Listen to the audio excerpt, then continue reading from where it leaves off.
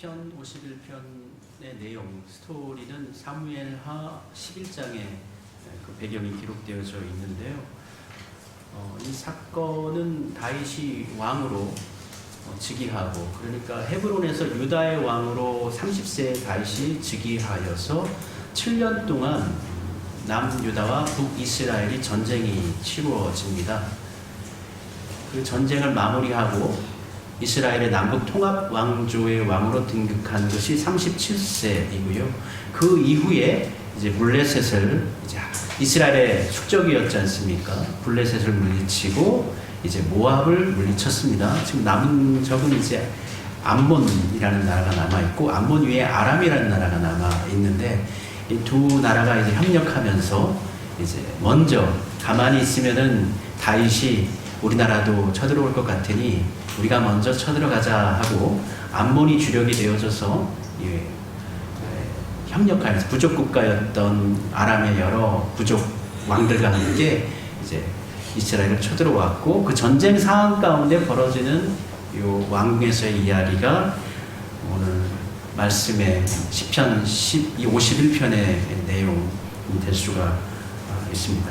근데 다윗이 왕이 되기 전에 다윗의 어떤 심리적인 변화라고 할까요? 약간의 하나님 말씀으로 구체적으로 기록되어져 있지는 않지만 뉘앙스라는 게 있거든요. 다윗의 변화, 마음과 행동의 변화를 엿볼 수 있는 본문을 우리가 살펴볼 수가 있는데, 사무엘하 25장부터 이제 31장까지의 말씀을 이제 보면은 두 가지 사건이 특별히 있을 수가 있을 것 같아요. 첫 번째는 사울이 마찬가지로 친위대 3,000명을 거느리고 십강야에 다윗을 잡으려고 또 내려옵니다. 근데 이번에 다윗의 대처는 예전과 달랐습니다. 예전에는 피했거든요. 도망쳤거든요. 그런데 이번에는 적극적으로 나섭니다. 자신을 잡으러 온 사울의 군사들이 잠을 자고 있을 때, 또 사울이 잠을 청하고 있을 때 몰래 기다리지 않고 먼저 자신이 쳐들어가요. 먼저 사울에 거쳐 사울의 침소에 들어가서 사울의 마시는 그 물통하고 사울의 창을 훔쳐옵니다. 그래서 나중에 제가 이거 가지러 가면서 죽일 수 있었는데 하나님께서 세우신 왕을 제가 그렇게 죽이지 않았습니다. 예전에도 그렇게 했고요. 요번에도 그랬습니다. 오해 푸십시오라고 하면서 약간 뭐라고 할까요? 좀 사내다워졌다고 할까요? 또는 적극적 이유로 좀 변했다고 할까요? 이때의 다윗에게는 이제 요압을 비롯한 삼형제의 분대장이, 체계가 예전에는 다윗을 중심으로 하는 어떤 미약한 어떤 군대 조직이었다면, 지금은 다윗을 중심으로 해서 그 밑에 부하 장수들이 있고, 또 군대적으로도 조직적으로도 군대가 운영되어지는 그러한 모습을 좀 보여주고 있고요. 또 하나의 사건이 이 나발의 사건입니다. 나발이 거부죠. 양떼를 키우고 있고, 그 양을 통해서 이제 큰 부유함을 누리고 있는데, 다윗이 나발에게 요구를 하죠. 일종의 약간의 갱스터 같은 느낌을 본문 속에서 느끼게 돼요. 내가 당신을 지켜줬으니까 양들이 이렇게 도둑들로부터, 늑대로부터 이제 안전하게 보호되어져 가지고 이렇게 네가 부자가 됐으니 일종의 보호비를 내놔라. 일종의 세금을 나한테 바쳐라. 라는 그러한 모습을 보게 되거든요. 그래서 어찌 보면은 좀 적극적이고 사내다워진 모습이 느껴지기도 하지만, 젊었을 때의 순수한 맛은 좀 떨어진 다윗의 모습을 사무엘 하에서 느끼게 됩니다. 그리고 나발을 하나님께서 치셔서 죽잖아요. 그리고 난 다음에 다윗이 어떤 이유가 있는지 모르겠지만, 이유는 간단하겠죠. 이유라는 것은 이제 나발이 부유했기 때문에 본인이 거느리고 있는 600명의 사람들을 이제 통치하려면은 일종의 재산이 많이 필요하거든요. 근데 나발의 아내가 부유하잖아요. 그래서 나발의 아내 아비가일을 아내로 이제 맞아들이게 됩니다. 그 이후부터 다윗 같은 경우에는 어떤 영향력이나 이런 것들, 재정적인 영향력이 뒤에서 뒷받침이 되어지기 때문에 다윗의 힘이 훨씬 더 이제 강해지는 느낌은 있습니다. 근데 하나님께서 다윗에게 아비가일을 맞이하여서 아내로 맞이하라라고 말씀하시진 않았죠. 근데 이 사건을 통해서, 이 아비가일을 아내로 받아들이는 것을 통해서 이제 그 일을 보고를 받고 사울이 이제 자신의 딸 미가를 시집 보냅니다. 재치로 다시 이제 시집을 다시 한번 또 보내는 것이죠. 말디라는 사람에게 미갈을 시집을 보내버려요. 여기서부터 굉장히 큰 어려움이 이스라엘이란 나라에 예측이 될 수가 있는 거예요. 이대로 그대로 다윗이 왕권을 이어받아 가지고 통일 왕조에 어떤 다윗이 왕으로 등극하게 되면 자연스럽게 그냥 사울 왕조를 포함하면 됩니다. 왜냐하면 사울 왕조의 살이었었기 때문에 미갈을 그대로 아내로 맞아들이면 그냥 전통적으로도 역사적으로도 정통적으로도 다윗의 왕위를 몰아할 수 있는 상황이 아니에요. 그리고 나라는 갈등 없이 하나가 될 수 있는데 여기서 틀어져 버리는 거예요. 아비가일을 아내로 맞아들이고 미갈이 또 다시 시집감을 통해 가지고 결과적으로는 7년 동안 남북 왕조가 서로 민족끼리 같은 혈연끼리 전쟁을 치르는 그러한 고통을 겪게 되는 것이죠. 뿐만 아니라 정실로서의 아내 미갈이 그 존재감이 계속 있었다면은 아마 오늘의 사건, 시편 51편의 사건은 방지될 수도 있었을 텐데 거기에 공백이 있었던 거예요. 정실로서의 어떤 왕으로서의 역할을 할 수 있는 아비가일의 역량과 힘은 부족했다라고 볼 수가 있는 것이죠. 이후에 다윗은 아비가일뿐만 아니라 여러 명의 아내들을 둡니다. 그것을 통해서 이스라엘 가운데 다윗 개인에게 있어서도 매우 큰 불행이 닥치게 되어집니다. 오늘 본문 말씀 시편 51편의 배경으로서의 말씀은 사무엘하 11장이고요. 11장의 상황은 이제 암몬과의 전쟁이 거의 마무리되어지는 상황입니다. 11장 1절에 보면은 그 해가 돌아와 왕들이 출전할 때가 되면서 그 해가 돌아왔다는 것은 이제 봄이 됐다는 것이고요. 전쟁을 치르려면 겨울에는 전쟁을 가급적이면 근동 사람들은 하지 않습니다. 겨울철 가운데는 갑자기 날씨의 변화도 있고 또 음식을 공수하는 것도 어렵기 때문에 봄이 되어서 이제 전쟁을 하게 되는데 그 해가 되어져서 이제 그 전에 전쟁을 치렀는데 이제 암몬이 거의 기울은 상태에서 이제 마지막 결전만을 남겨두고 있는 상태에 이제 그때가 됐다라는 것입니다.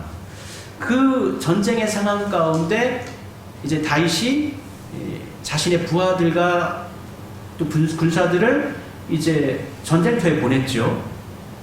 그런데 본인은 예전 같으면 다윗이 전장을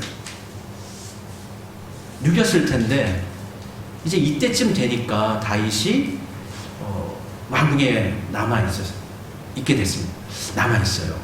남아있는 거 가능할 수 있다고 생각해요. 이제 본인도 이제 옆에 블레셋도 다 점령했고 모압도 점령했고 그래서 남부 지역은 다 통합을 했고 이제 북부 지역으로 나가는데 북부 지역도 거의 전쟁이 마무리되는 상황이기 때문에 왕으로서 뭐 부하 장수를 보낼 충분히 그럴 수 있다고 생각을 합니다. 그런데 이어지는 11장 사무엘하 11장 2절에 보면 이렇게 기록하고 있어요. 때가 저녁 때입니다. 저녁 때에 다윗이 그의 침상에서 일어나 이렇게 되어져 있어요. 잠을 언제 깨워야 됩니까? 나라를 통치하는 사람이 뭐 전쟁일 뿐만 아니라 그 나라를 통치하려면 자신의 대간 뭐 여러 부하들과 뭐 신하들과 함께 나라를 통치하고 잘못된 것을 고치고 행정적인 일도 해야 되잖아요. 그거 언제 일을 해야 됩니까? 아침에 일어나가지고 낮에 해야 되지요. 근데 다윗이 잠에서 깼는데 침소에서 일어났는데 언제 일어났냐면 저녁 때에 일어났다. 뭔가 다윗이 예전의 다윗이 아니다라는 것을 그 분위기 속에서 말씀의 어간 속에서 사이사이 속에서 우리는 느낄 수가 있는 거예요. 예전의 다윗이 아니구나. 뭔가 흐트러져 있구나. 뭔가 예전처럼 영혼이 맑지 않구나. 그런 것을 알게 되죠. 그렇게 해서 침상에서 일어나서 이제 왕궁에서 창가에서 왕궁이 높을 거 아닙니까? 예루살렘 성이 높지만 왕궁이 높잖아요. 다른 데보다 더 높습니다. 예전이나 지금이나 우리나라 사이에서도 왕궁보다 더 높은 건물을 짓지 못하게 합니다.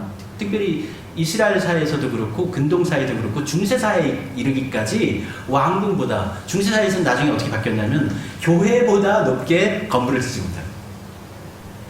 높은 곳에서 이렇게 아침에 늦은 밤에 일어났단 말이에요. 늦은 밤에 일어나가지고 이렇게 아래 이제 예루살렘 마을 어귀를 이렇게 둘러보고 있는데 그때 한 집에서 한 여인이 옥상에서 목욕하는 것을 보게 됩니다.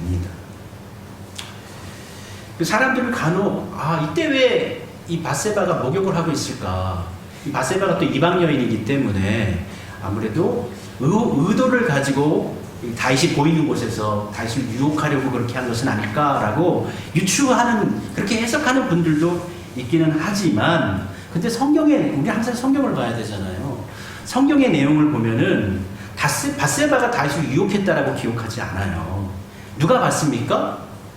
다윗이 봤어요. 다윗이 미혹이 됐어요.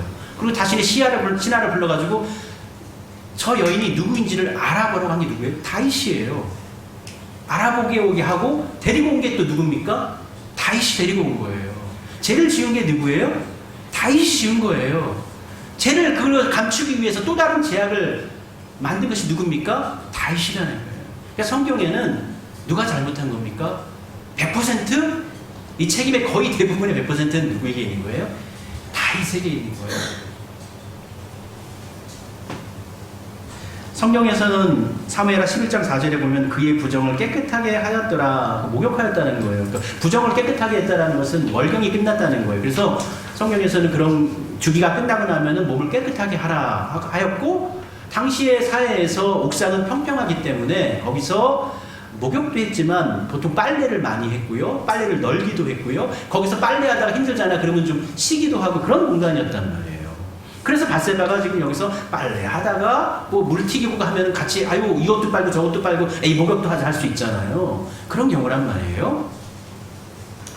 근데 다윗이 그녀를 보고 이제 신하를 불러가지고 저 여인이 누구인지를 알아봐라 합니다. 그래서 신하가 알아보고 난 다음에 이야기합니다. 다윗에게 이야기합니다. 햇사람, 제가 알아보니까 저 여인은 햇사람 우리야의 아내 밧세바가 아니니까, 이렇게 신하가 대답을 해줍니다. 저 여인은 햇사람이고요. 햇사람 우리야, 군대 장수였던 이 우리야의 아내 유부녀입니다.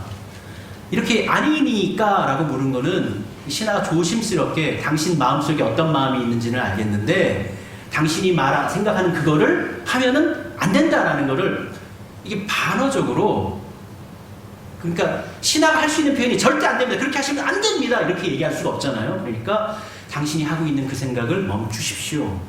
저 여인은 유부녀입니다. 우리아의 아내입니다. 가능한 거예요. 그러나 이때의 다윗은 이걸 받아들이는 다윗이 아닙니다. 뭔가 망가져 있는 다윗이에요. 제대로 된 다윗이 아닙니다. 다윗은 그녀가 정확히 어떤 사람인지 또 누군가의 아내인지 알았음에도 불구하고 그 여인을 데리고 오게 해요. 그리고 그녀와 동침합니다. 그리고 다윗의 실패는 단순히 한 여인과 동침하여서 간음을 행한 것뿐만 아니라 이어지는 간음을 감추기 위해서 행해지는 일련의 일들, 더 큰 제약을 그가 선택하게 됐다라는 것이죠. 죄를 숨기려다가 결국은 충성된 군인인 우리야를 죽음으로 몰아넣죠. 죄는 계속 혼자 가만히 있다고 해서 없어지지 않습니다. 멈추지 않습니다. 죄는 계속 우리를 충동합니다. 우리가 어떤 죄를 저지르면은 그 죄는 멈추지 않습니다. 거기서 더한 것을 요구합니다. 더한 것으로 우리를 나아가게 만듭니다. 숨기려 할수록 죄는 더 부풀러 오릅니다. 더 커집니다. 이 사건 이후에 밧세바가 집에 돌아갔습니다. 그렇게 해서 얘 조용히 끝나겠지, 어떤 썸씽처럼 조용히 끝나가겠지라고 생각했을 수도 있겠지요. 그런데 11장 4절에 보면 이렇게 기록하고 있어요. 그 여자가 그 부정함을 깨끗하게 하였으므로, 그랬죠? 부정함을 깨끗하게 했다는 것은 생리가 끝났다는 것이고 이제 임신할 수 있는 기간이 됐다는 거예요. 더불어 동침함에 그 여자가 자기 집으로 돌아가니라 하고 난 다음에 그 이어지는 그 다음 5절 말씀에 내가 임신하였나이다 이렇게 돼버립니다. 죄를 감출 수가 없는 거예요. 하나님께서 드러나게 하시는 것입니다. 다윗은 자기의 죄를 은폐하기로 결정하고 신속하게 이에 움직여 나갑니다. 죄를 은폐하기 위해서 전장에 나가 있던 우리야를 급히 불러 모으죠. 일종의 전장 보고를 받는 것처럼 그를 불러서 이야기 나눕니다. 그리고 그에게 후하게 대접하고 난 다음에 이야기하기로 가서 발을 씻기어라. 발을 씻긴다는 건 뭐예요? 목욕하라는 거예요. 그러니까 집에 가서 몸 풀고 편하게 쉬어라. 이렇게 자신의 아내와 동침하도록. 그래서 이 아이가 우리아의 아기인 것처럼 속이려고 했던 것이죠. 그런데 이 우리아가 가지를 않아요. 집에 가지 않고 전장터에 같이 왔던 군인들과 함께 왕궁에서 잠을 잡니다. 아침에 일어나 보니까 당연히 갔겠지라고 생각하고 보니까 궁전에 우리아가 있는 거. 너 왜 안 갔어? 너 집에 왜 안 갔어? 제 친구들이 전우들이 전쟁에서 지금 전장터에서 밤을 새고 있고 여호와의 언약궤가 이때에도 언약궤가 앞서서 전장터를 누볐던 것 같아요. 앞서가게 하신 거예요. 언약궤가 전장터에서 이 한밤중에 노중에 있는데 머무는데 어떻게 제가 감히 언약궤도 들녘에 있고 우리 군사들도 들녘에 있는 제가 어떻게 편히 혼자서 집에 가서 쉴 수가 있겠습니까? 참 다윗의 그 부정한 모습과 우리아의 어떤 순전한 모습, 이 대조되는 표현으로 이 모습이 기록되어집니다. 근데 이 이야기를 듣고 난 다음에 다윗은 어떻게 생각하죠? 오늘 밤에는 꼭 보내야 되겠다. 꼭 보내야 되겠다. 그래서 그날 저녁에 다시 또 우리아를 초청해가지고 이번에는 다윗이 술을 먹여요. 술을 먹이면 이제 제정신이 아니니까 본능에 이끌려서 집에 편하게 그냥 갈 거다라고 생각했는데 역시 우리아는 그날 밤도 궁전 곁에서 군사들과 함께 밤을 보낸 것입니다. 그래서 우리아가 안 가겠구나 이렇게 생각을 하게 되고요. 다윗이 우리아 편에 편지를 써서 보내게 되죠. 이 편지를 요압에게 전하라. 근데 그 편지의 내용은 우리아를 죽이는 내용이죠. 그 우리아를 자기 자신을 죽이는 내용을 누구의 손에 위탁해서? 우리아의 손에 위탁해서. 이걸 보면은요, 이 신앙을 가지고 있는 이 다윗, 하나님 앞에서 얼마나 훈련받은 사람입니까, 이 사람이. 그럼에도 불구하고 죄를 짓는 것에 무서움이 없어요. 이 사람을 죽이는데 죽여야 되는데 그 사람을 이용해서 그 사람을 죽이는 거는 물론 뭐 죽음은 똑같은 것이지만 너무 잔혹하지 않습니까? 너무 좀 잔인하지 않습니까? 너무 그렇게 하면 안 되는 것인데 다윗이 이렇게 죄를 짓는 것에 이렇게 담대하게 용기를 내어서 우리아 편에 우리아를 죽이라는 편지를 써서 요압에게 보내는 모습을 보면서 사람이 이렇게 참 어쩔 수가 없구나. 이렇게 악한 존재가 사람이구나.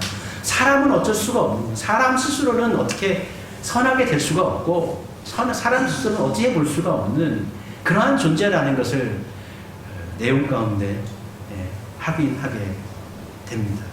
이 말씀을 본문 속에서 이렇게 기록하고 있어요. 그 편지에 써서 이르기를 너희가 우리아를 맹렬한 싸움에 앞세우고 너희는 뒤로 물러가서 그로 맞아 죽게 하라 하였더라. 우리아의 손에 들려 요압에게 보내니 우리아를 죽이는 이 작전에 우리아를 이용합니다. 정말 이 장면은 매우 충격적이에요. 너무나 계산적인 살인이기 때문이에요. 너무나 계산적인 살인인데 양심의 마비가 온 것 같은 다윗의 모습을 우리는 보면서 충격을 받게 됩니다. 적군을 이용해서 사람을 죽이려는 전형적인 권력형 비리와 권력형 살인입니다.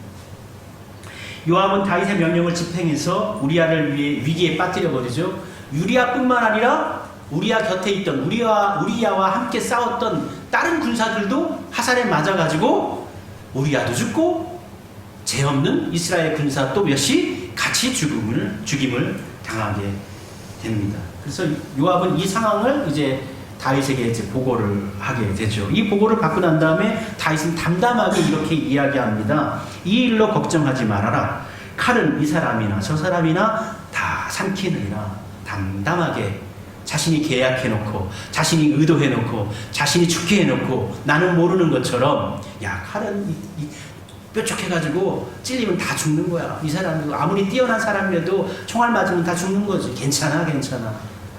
양심 없는 다윗의 모습을 우리가 보게 되죠. 그런데 죄를 감추려면 죄는 더 제 모습을 부각시킵니다. 다윗은 밧세바가 임신하자 두려워했습니다. 그래서 우리아를 불러 자신의 죄를 덮으려 했고 계획대로 되지 않자 가장 치열한 전투에 그를 보내서 그를 의도적으로 죽게 만듭니다. 처음엔 간음이었지만 이제는 거짓이었고 그 다음엔 조작이었고 그 다음엔 살인까지 이루어지게 됩니다. 죄는 숨긴다고 사라지지 않습니다. 감출수록 우리의 삶과 영혼은 더욱 죄에 삼켜지게 됩니다. 물들어지게 됩니다. 그러니까 죄는 끌어야 되는 것이지 죄는 가만히 조그만 것이라도 이렇게 놔둔다고 해서 그것이 우리를 가만 놔두는 것이 아닙니다. 죄를 숨기려 하면 사람은 더욱 점점 더 극단적인 선택을 하게 됩니다. 다윗은 원래 전쟁 경험이 풍부한 왕이었고요. 전쟁에 어떤 탁월한 지휘 능력을 가지고 있죠. 그 자신이 가지고 있는 전술적 지휘 능력을 가지고 전술을 가지고 그것을 살인 기술로 응용을 하게 되는 것이죠. 다윗은 이 보고를 받고 난 다음에 상황이 이제 잘 정리됐다. 자신의 잔꾀로 자신이 가지고 있는 권력으로 이 상황을 정리했다라고 생각했을 것입니다. 우리아는 죽었고 밧세바는 그냥 후궁으로 들였습니다. 그렇게 끝나는 듯 했습니다. 그러나 사무엘하 11장의 마지막은 이렇게 기록해 주고 있어요. 11장 27절에 다윗이 행한 그 일이 여호와 보시기에 악하였더라. 하나님 보시기에 그걸 다 살피고 계셨어요. 하나님께서 그 모든 것들을 다 살펴보고 계셨습니다. 참 악하구나. 참 악하다. 하나님께서 말씀하십니다. 사람의 눈은 피할 수 있어도 사람은 속일 수 있어도 하나님을 어찌 감히 속일 수가 있겠습니까?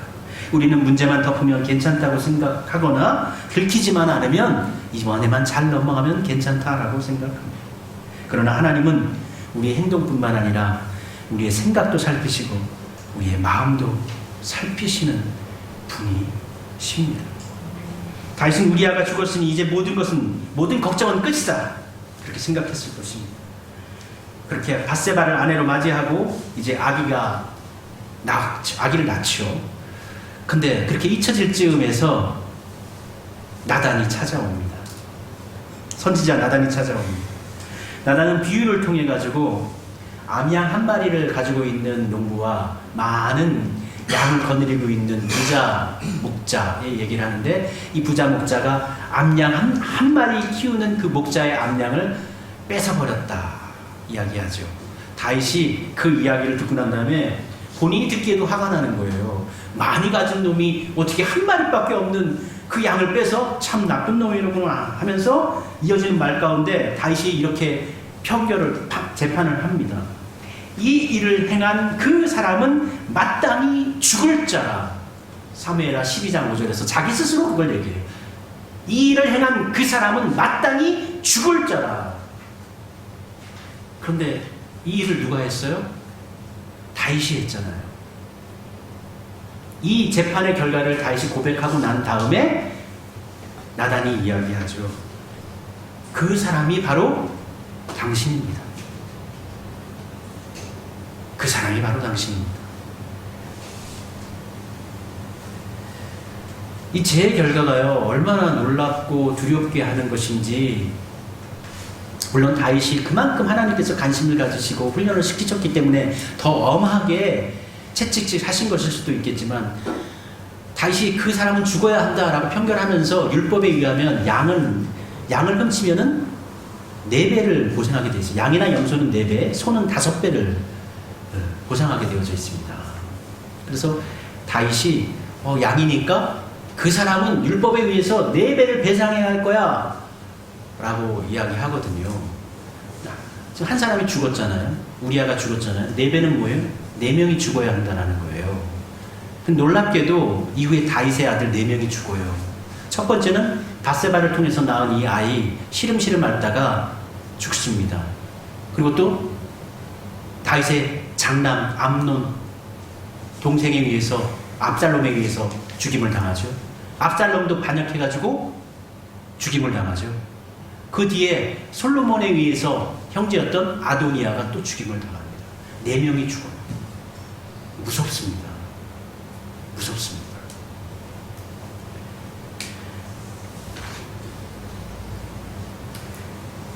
이 말을 듣고, 당신이 그 사람이라 라는 말을 듣고 다윗이 그냥 꼬꾸라져 버리죠. 깜짝 놀라버려요. 두려움에 빠지죠. 넘어져 버리죠. 내가 여호와께 범죄하였노라. 나단 앞에서 바로 무릎 꿇고 내가 범죄했습니다. 내가 죽을 죄를 지었습니다. 그가 고백합니다. 지금까지는 자신의 어떤 정치적인 술수, 책략, 권력 이러한 것들로 감추었어요. 이것이 어떻게 보면 자신의 유능함을 드러내는 것처럼 야 내가 이렇게 죄를 짓고도 내가 이렇게 잘 살 수 있어. 그 뻔뻔함, 그것이 오히려 뻔뻔함이 강함처럼 느껴지도록 그 분위기가 그렇게 이끌어가거든요. 그런데 당신이 그 사람이요 라는 말을 선포의 말씀을 듣자마자 다윗은 한 번에 무너지는 거예요. 사람이 무너지는 거는 어떠한 그 가정 가운데서 물론 무너지기도 하지만 사실은 순간에 무너지는 거예요. 순간에 무너지기 전까지는 평생에 걸쳐서 무너지지 않을 것처럼 뻔뻔하게 힘있게 강력하게 방어를 합니다. 자신을 방어하고 강한 어떤 자신의 모습을 어필하고 주장합니다. 그러나 넘어질 때는요 아무런 힘 없이 단번에 아유 저 사람이 어떻게 넘어질까? 아유 저 사람이 어떻게 쓰러질까? 아니요. 사람은 다 쓰러집니다. 다 넘어집니다. 안 넘어져야 됩니다. 사람은 이렇게 넘어져야지만 하나님을 만날 수가 있습니다. 넘어짐의 경험이 그래서 우리에게 필요합니다. 다윗이 처음부터 사람을 우리아를 죽이려고 생각하진 않았을 거예요. 그러나 제가 다윗을 그렇게 이끈 것입니다. 죄를 간음이 뭐 작은 건 아니지만 살인에 비하면 작은 것이잖아요. 그것을 감추려다 하다 보니까 더 큰 죄로 나아가게 하고요. 제가 더 큰 것으로 다윗을 망가뜨리게 합니다.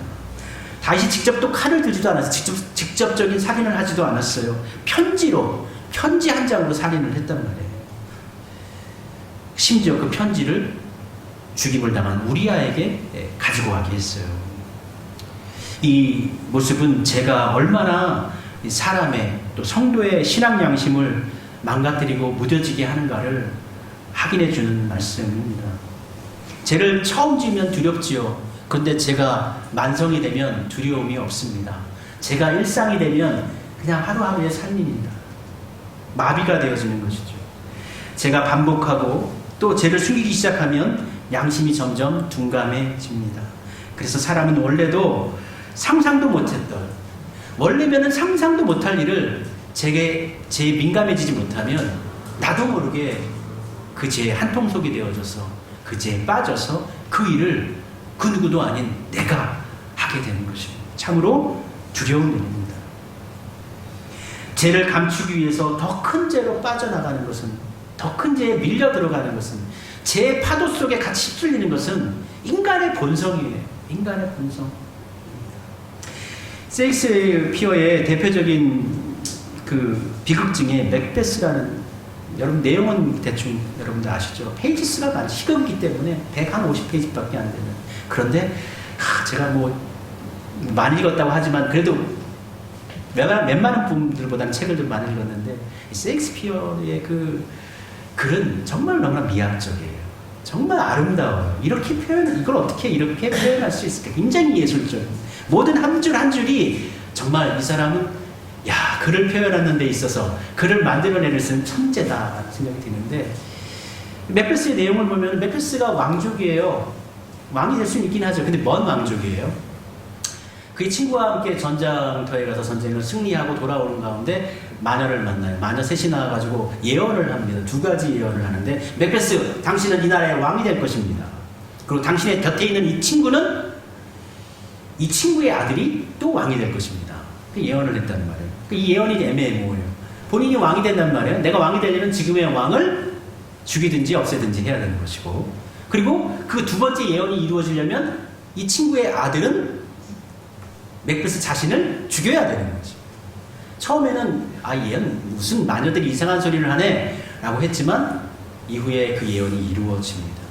왕을 초청하고 자신의 욕망을 위해서 아내와 짜고 계략을 꾸며서 왕을 죽여요. 그 왕을 죽이고 난 다음에 그 죽임을 감추기 위해서 자기 주변에 있는 사람들을 또 죽입니다. 그리고 또 신하들을 죽입니다. 마지막에 그 친구도 죽입니다. 그래서 마지막에 어떻게 돼요? 그 친구의 아들이 맥베스를 죽이게 해요. 예언이 이루어집니다.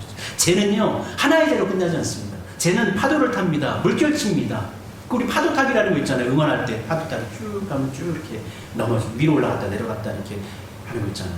쟤는 물결 지어주면서 더 큰 파고를 만들고 더 큰 스피드를 만드는 거예요. 그래서 쟤는 처음 발견했을 때 거기서 끊어야 되는 거예요. 거기서 멈추어야 되는 거예요. 그게 가장 합당한 것이고 가장 아름다운 길이고 가장 온전한 선택입니다. 시편 51편에서 다윗은 4절에서 이렇게 고백합니다. 내가 주께만 범죄하여 주의 목전에 악을 행하여 싸우니 이렇게 이야기합니다.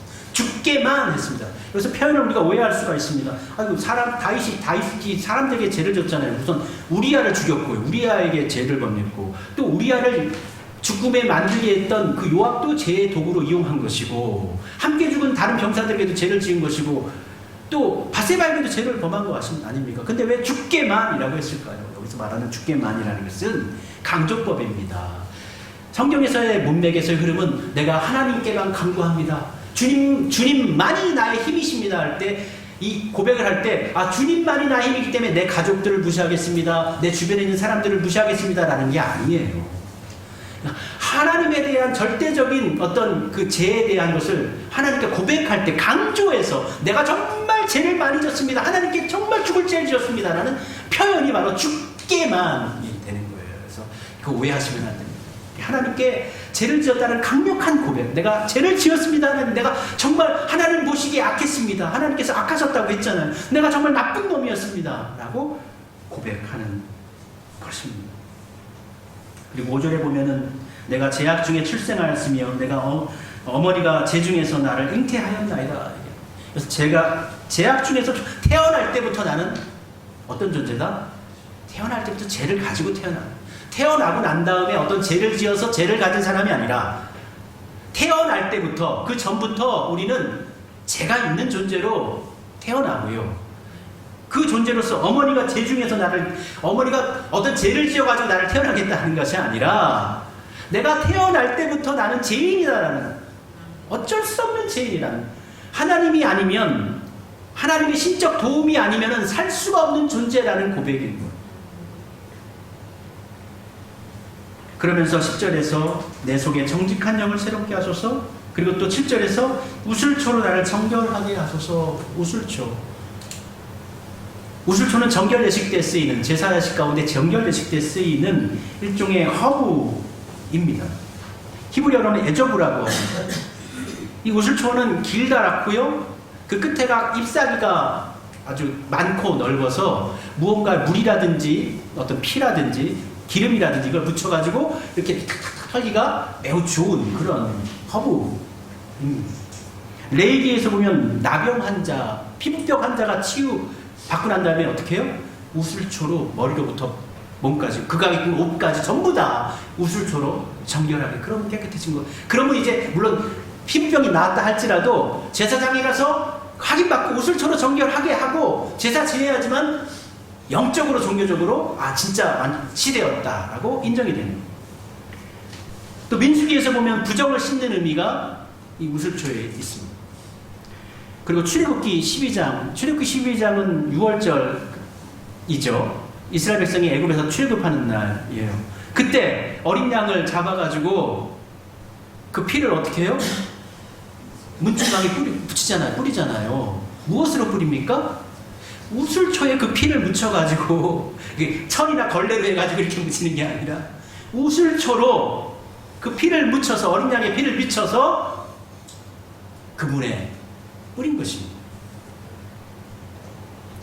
그리고 요한복음 19장에 보면은 예수님께서 돌아가실 때 내가 목마르다 이렇게 얘기하잖아요. 그때 사람들이 그 얘기를 듣고 나뭇가지에다가 해움, 어떤 물에다 어떤 섬유죠. 거기에다가 물을 묻혀가지고 예수님 입에 대면, 예수님께서 마시지는 않았어요.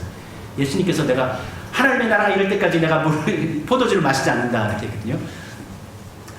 마시진 않아 입에 댔어. 입술에 이렇게 촉촉하게 된 거예요. 그런데 그 나무가 어떤 나무예요? 요한복음 19장 읽어보세요. 우슬초 나무까지, 우슬초. 그래서 우슬초가 상징하는 것은 우리를 보호하는 것, 우리를 정결하게 하는 것. 다윗도 마찬가지예요. 이 우슬초로 나를 머리로부터 다리 끝까지. 나는 선한 것이 하나도 없다. 내 안에 내 속에 깨끗한 것이 하나도 없다. 온전히 위로부터 아래 모든 것까지 다 정결해져야 된다라는 고백을 하는 것입니다. 우슬초로 나를 정결하게 하소서. 내가 정하리이다. 나를 씻으소서. 내가 눈보다 희리이다. 이스라엘에 눈이 내리나요? 눈이 내립니다. 1년에 한두 번 내립니다. 예루살렘에 눈 내려요. 눈이 희다는 거 다윗도 압니다. 그리고 시편 57편 17절에 마지막 이렇게 기도하죠. 하나님께서 구하시는 제사는 상한 심령이라. 하나님이여 상하고 통회하는 마음을 주께서 멸시하지 아니하시리이다. 상하다는 것은 부서지고 깨졌다는 선언이죠. 하나님 앞에서 완전히 깨졌다, 완전히 죄인임을 고백하는 것이고, 통회하다는 것은 단순히 내가 잘못했던 것을 후회합니다, 잘못했습니다 라는 고백이 아니라, 이 통회하다는, 이 성경 속에서 통회하다는 의미는 내가 내 죄로 말미암아 하나님의 마음을 아프게 했습니다 라는 것이 바로 통회하는, 하나님을 아프게 했어요. 하나님의 마음을 상처 입게 했습니다. 그게 바로 통회입니다. 이게 바로 성경적인 회개죠. 성격적인 회개는 내가 너무 내가 전부 다 잘못했습니다. 하나님의 마음을, 나를 향한, 우리를 향한 하나님의 기대와 소망과 사랑을 저버리고 하나님의 마음을 상하게 했던 그것을 회개하는 것입니다. 그러나 하나님은 이러한 마음을 멸시치 않으십니다. 이어지는 고백에서 다윗은 깨닫게 되죠. 화려한 제사보다, 많은 허물보다, 종교적인 형식보다 하나님이 기뻐하시는 것은 진실하게 회개하는 마음이라는 것. 상한 심령, 하나님의 은혜 없이는 살 수 없습니다라는 고백으로 드리는 진정한 회개, 이거를 하나님께서 받으신다라는 것을 다윗은 알고 있었던 것이죠. 사람들은요, 보통 강해 보이려고 하면서 삽니다. 스스로 약해 보이려고 하는 사람들이 많지 않죠. 스스로 약해 보이려 하는 것은 속이는 것이죠. 자신의 강함을 오히려 심리적으로는, 겉으로는 아닌 척하지만 심리적으로 또 의도적으로 자신의 강함을 강화시키는 거예요. 오히려 나는 그거 못해요, 나는 안 해요, 나는 그거 없어요. 오히려 있는 사람들이 그렇게 얘기할 때는 자신의 약함을 드러내는 게 아니에요. 오히려 자신의 강함을 더 증폭시키는 거예요. 사람은 속입니다. 자신도 속이기도 하고요. 때로는 타인은 말할 것도 없습니다. 강해 보이려고 합니다. 약함을 숨기고 실패를 감추려고 합니다. 그러나 하나님 앞에서는 우리 모두 깨진 마음, 상한 심령으로 하나님 앞에 있는 그대로 우리의 자신을, 우리의 약함을 올려드려야 됩니다.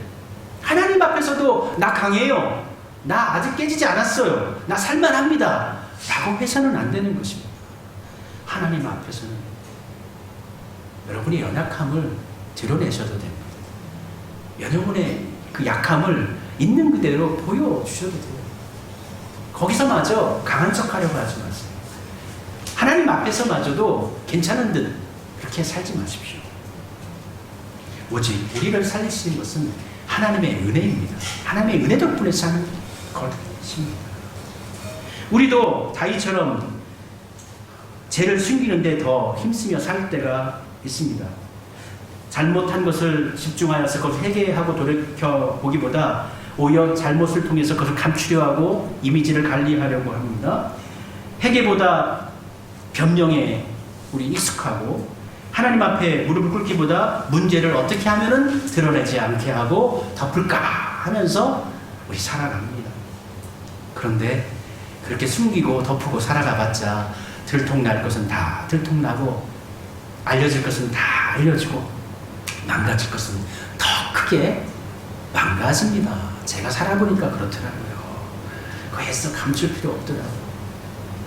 터졌을 때 빨리 터뜨려야 되고, 빨리 고백해야 되고, 빨리 알려야 돼. 그래야 어떻게 해결이 되는 것이지, 그걸 꿍꿍꿍꿍 알면서 더 감추면 문제는 더 핵폭탄처럼 응축되고 응축되어졌다 더 크게 터져 버리게 되더라고요. 죄를 숨기면 무엇보다 우리의 영혼이 병들어갑니다. 그리고 하나님 앞에서 겸손한 심령이 아니라 거만한 자가 됩니다. 내가 이렇게 능력이 있어서 죄도 감출 수 있는 사람이에요. 죄가 있지만 죄를 드러내지 않게 할 수 있는 그러한 능력이 있는 사람이에요. 엄청난 교만함이, 하나님 교만한 사람은 싫어하십니다. 반대로 하나님 앞에 정직하게 나오면 비록 아픔이 있으나 그 자리에서 다시 일어설 수가 있는 것입니다. 고로 다윗이 시편 51편의 고백을 통해서 하나님 앞에 자신의 죄를 고백하고 정결하게 해주시기를, 내 마음을 새롭게 해주시기를, 새롭게 창조해 주시기를, 만들어 주시기를 간구한 것처럼 우리 역시도 삶을 살아가다가 혹여 곤고하거나 또는 의도하거나 의도하지 않는 가운데 허물이 있고 또 잘못된 일이 있었다면, 되돌려야 할 일이 있다면 그때 바로 무릎을 꿇으시기를 바랍니다. 그때 바로 주저앉아 하나님의 이름을 부르시기를 바랍니다. 그 가운데 하나님의 구원이 임할 줄로 믿습니다.